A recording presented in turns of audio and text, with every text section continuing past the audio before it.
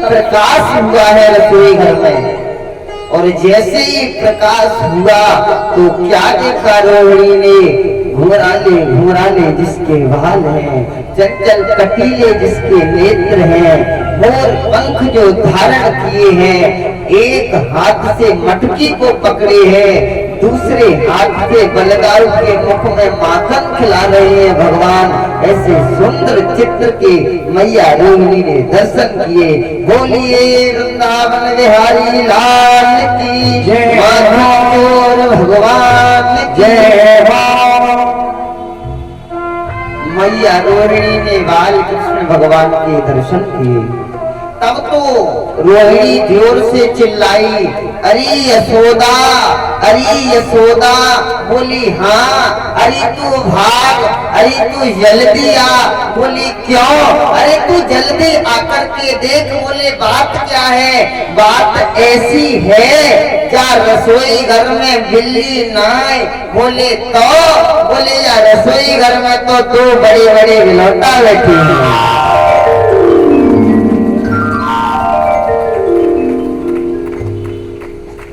मैया यशोदा भाग करके आई है, और जैसे ही मैया यशोदा ने देखा, ओहो भगवान माखन में लथपथ है। मैया ने देखते ही अपने लाला को गोद में उठा लिया। कन्हैया, मुझे क्या पता था कि माखन तुझे इतना प्रिय है।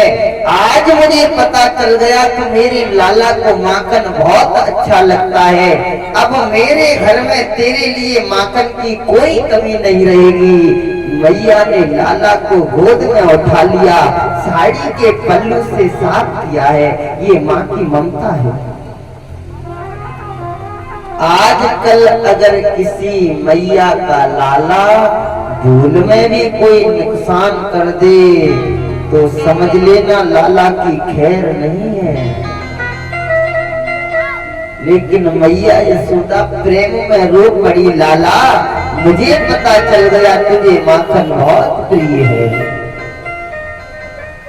आज से मेरे घर में दूध दही की बिल्कुल तेरे लिए कमी है नहीं, लेकिन माखन की भी कमी नहीं रहेगी। ये सुंदर भगवान का चरित्र श्रवण कराया है। अब तो भैया लाला धीरे धीरे जैसे ही बड़ा हेवे लगो तो या कन्हैया ने ऐसो कर दियो कि ब्रज में ऐसो आतंक मचायो। काऊ के घर के 5-6 साल के जब बाल कृष्ण हुए तो मथुरा से जो कंस के लिए संदेशा था, मथुरा से जो कंस का संदेशा था कि कर देने आया करेंगे गोकुल वाले ब्रजवासी, उस कर को बाल कृष्ण ने बंद करवा दिया। बोले कोई भी अगर यहाँ से दूध दही माखन लेकर के मथुरा जाएगा तो भगवान उसका विरोध करेंगे। बाल कृष्ण भगवान अगर कोई गोपी नहीं मानती है तो मटकी को फोड़ देते हैं, उसके माखन को फैलवा देते हैं, और ये कहते हैं, संकेत करते हैं कि अगर ब्रज का दूध दही माखन घी मथुरा में जाएगा तो कंस के जो बड़े बड़े दुष्ट पहलवान हैं, शल तोशल मुष्टिक चांडूर दैत्य, वो इस माखन को खाएंगे, और इस माखन को खा के बलवान कौन होंगे? वही दैत्य। और फिर बलवान होकर के हम ही ब्रजवासियों को सताएंगे। यानी भगवान कृष्ण बहुत बड़ा कार्य कर रहे हैं कि अगर कोई राजा, अगर कोई भी राजा अगर प्रजा के साथ अन्याय करता है, दुराचारी अगर कोई राजा है, तो भगवान श्री कृष्ण कहते हैं कि उसके लिए पूर्ण रूप से आप उंगली हटा सकते हैं। ये कृष्ण का दृढ़ संकल्प है। यानी राजा अगर कुछ गलत करता है तो आप आवाज उठाने के पूर्ण रूप से अधिकारी हैं। इसलिए बाल कृष्ण भगवान ने ब्रज का दूध दही माखन घी मथुरा में जाने से मना कर दी।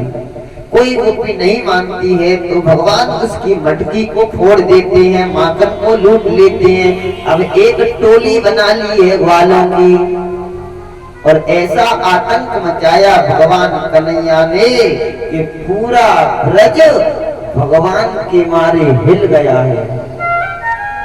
कोई कोई गोपी दूध काढ़ रही है, बाल कृष्ण भगवान पीछे से बछड़ा को छोड़ जाते हैं, साथ में दूध के बछड़ा जाके लगता है, तब वो गाय उल पड़ती है, दूध फैल जाता है।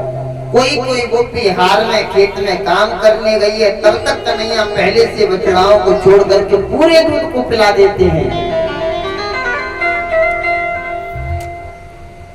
इतना आतंक किया है आज इस बाल कृष्ण ने कि पूरे ब्रज की नाक में दम हो गई है।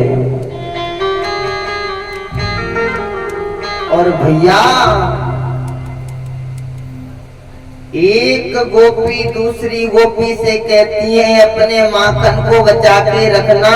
बोले क्यों? बोले दिखे नहीं कहूं तो तू जब तक नंद को लाला न आए गयो तो पूरे माखन को लूट लेगो। अब तो ब्रज में हल्ला मच गया है भैया भगवान कृष्ण की गैंग का। और देखिए ब्रज में क्या हालत है गोपियों की।